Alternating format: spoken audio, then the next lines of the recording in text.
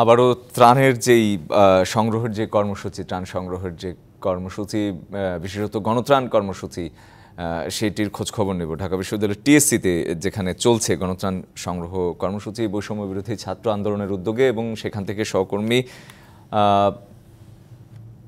ইউসুফ রানা আমাদের সাথে সরাসরি যুক্ত হচ্ছেন।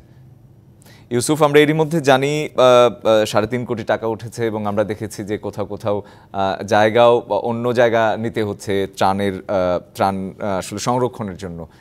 এখন এই মুহূর্তে আজকে কি পরিস্থিতি দেখতে পাচ্ছেন এই ত্রাণ সংগ্রহের?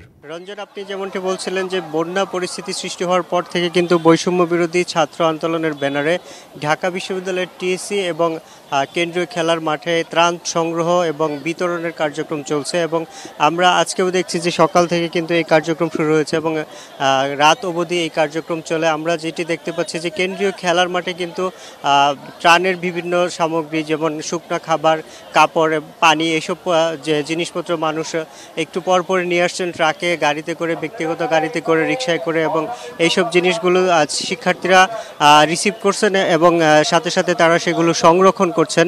এবং এই জিনিসগুলো ছোট ছোট প্যাকেট এবং বড় আকারের যে প্যাকেটগুলো আছে সেই প্যাকেটে তারা কিন্তু সংগ্রহ করছেন। আপনি নিশ্চয়ই দেখতে পাচ্ছেন যে তারা কিন্তু স্বেচ্ছায় এই কাজগুলো করছেন, এবং এখানে যে শুধু ঢাকা বিশ্ববিদ্যালয়ের শিক্ষার্থী তা নয়, তা বিভিন্ন বিশ্ববিদ্যালয়, কলেজের শিক্ষার্থীরা কিন্তু এই কার্যক্রমে অংশ নিয়েছেন। এবং আমরা একটু পরপর মাইকের মাধ্যমে তাদের যে ঘোষণা সেটি শুনতে পাচ্ছি। তারা বলছেন যে তারা এই কার্যক্রমটি অত্যন্ত সুশৃঙ্খলভাবে করতে চান, এবং যেখানে যেন কোনো ধরনের বিশৃঙ্খলা না হয় সেই কার্যক্রমটি তারা পরিচালনা করতে চান। আপনি জানেন যে প্রায় 11টি জেলায় 50 লাখের বেশি মানুষ কিন্তু এই বন্যা কবলিত হয়েছেন, এবং তাদের যে পরিমাণ ত্রাণ এবং আর্থিক সহায়তা দরকার সেটি কিন্তু খুবই বড় আকারের সহযোগিতা দরকার।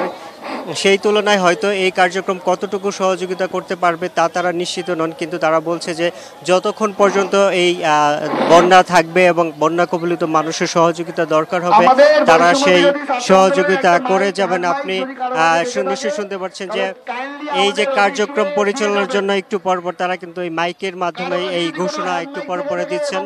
তারা হ্যান্ড মাইক এবং বড় যে মাইক সেন্ট্রাল মাঠের মধ্যে, সেই মাইক দিয়ে কিন্তু তারা একটু পরপর ঘোষণা দিচ্ছেন। তারা সুশৃঙ্খলভাবে এই কার্যক্রম পরিচালনা করতে চান। আমরা একটু আগে টিএসসি প্রাঙ্গণ থেকে ঘুরে এসেছি, সেখানেও কিন্তু এই বৈষম্য বিরোধী আন্দোলনের যে কার্যক্রম সেটি আরেকটু গ্রুপ সেখানে পরিচালনা করছে, এবং সেই টিএসসিতে ত্রাণের চেয়ে বেশি নগদ অর্থ সংগ্রহ করা হচ্ছে। এবং টিএসসির যে কার্যক্রম সেটিতেও কিন্তু আমরা দেখেছি যে মানুষ স্বতঃস্ফূর্তভাবে অংশগ্রহণ করছে, এবং তারা চাচ্ছে যে সাধারণ মানুষ যে বিপদে পড়েছে এবং মানুষের পাশে যে থাকা সেটি কিন্তু সত্যি অন্যরকম একটি চিত্র। আমরা দেখেছি যে সব শ্রেণী পেশার মানুষ কিন্তু এই কার্যক্রমে অংশ নিয়েছেন, এবং তারা নিজে থেকেই এসে অত্যন্ত সুশৃঙ্খলভাবে তারা তাদের ত্রাণের সামগ্রী দিয়ে যাচ্ছেন, কেউ কেউ নগদ অর্থ দিচ্ছেন, এবং তারা বলছেন যে এই যে কার্যক্রম, এই কার্যক্রমে তারা স্বতঃস্ফূর্তভাবে অংশগ্রহণ করতে পেরে তারাও অত্যন্ত খুশি, এবং যতদিন পর্যন্ত এই কার্যক্রম চলবে তারা সাধারণ মানুষ এই ত্রাণ সামগ্রী দিয়ে যাবেন,